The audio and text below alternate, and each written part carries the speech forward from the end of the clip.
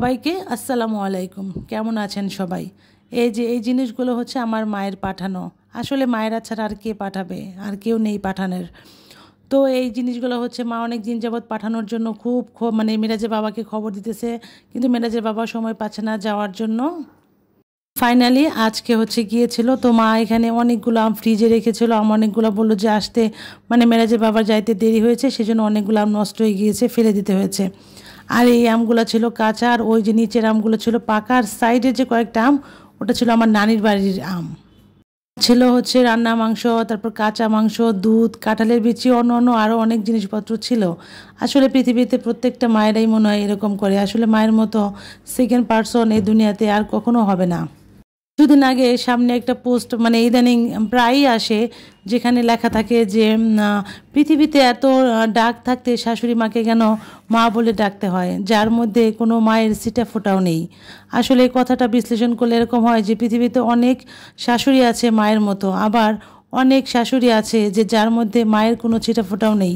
আসলে কথাটা যে ওই প্রসেসে গিয়েছে, মানে যার সাথে এরকম হয়েছে, সেই জিনিসটা বুঝতে পারে। কিছু শাশুড়ি ছেলের বউকে একদম প্রতিদ্বন্দ্বী মনে করে, এমন অবস্থা মানে তৈরি করে, আসলে সেটা মানে কিছু বলাও একটা সম্মানের ব্যাপার। এর সাথে যতই ভালো আচরণ করা হয় না কেন, তারা দিন শেষে বুঝিয়ে দেয় যে আমি তোমার শাশুড়ি মা, তোমার মা নই।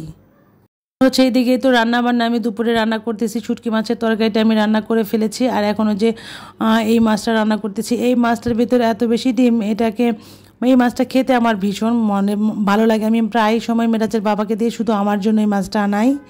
আর আজকে হচ্ছে দুইটা তরকারি আমার ভীষণ প্রিয়। এই শুটকি মাছের তরকারি, এখানে মিক্স কিছু সবজি দিয়ে কলমি শাকের পাতা দিয়ে শুটকি মাছটা রান্না করেছি, আর হচ্ছে ধুন্দুল দিয়ে আলু দিয়ে আমি এই মাছটা রান্না করেছি।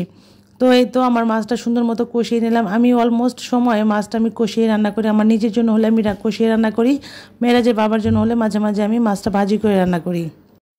আমি এক ডাক্তার আমাকে বলেছিল যে মাছ কষিয়ে রান্না করে খেলে গ্যাস কম হয়, মানে গ্যাস্ট্রিকের প্রবলেম যাদের আছে তাদের জন্য ভালো। আর মাছটা ভাজি করে রান্না করে খেলে হয় কি, যাদের গ্যাস্ট্রিকের প্রবলেম আছে তাদের জন্য এটা খুব বেশি মানে ক্ষতিকারক হয়ে যায়। তো সেই জন্যই আমি মাছটা সবসময় কষিয়ে রান্না করি, যেহেতু আমার গ্যাস্ট্রিকের প্রবলেম আছে।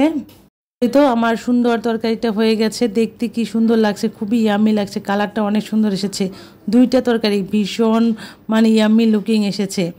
তো এই তো এখন হচ্ছে আমার রান্নাবান্না শেষ হয়ে গিয়েছে, আমি টেবিলে খাবার দিয়ে দিয়েছি, আর এখন হচ্ছে আমি খাবো। ফার্স্ট হচ্ছে যে আমি করবো, ওই যে শুটকি মাছের তরকারিটা রান্না করেছি, শুটকি মাছের তরকারিটা খাবো। এটা খেতে এত বেশি মজা হয়েছিল, এক কথায় অসাধারণ হয়েছিল। অনেক দিন পর আমি শুটকি মাছের তরকারি খেলাম, আর শুটকি মাছের তরকারি এরকম মিক্স সবজি দিয়ে রান্না করে খেতে ভীষণ ভালো লাগে। তো আজকে আমার ভিডিওটা এ পর্যন্তই। সবাই ভালো থাকবেন। আল্লাহ হাফেজ।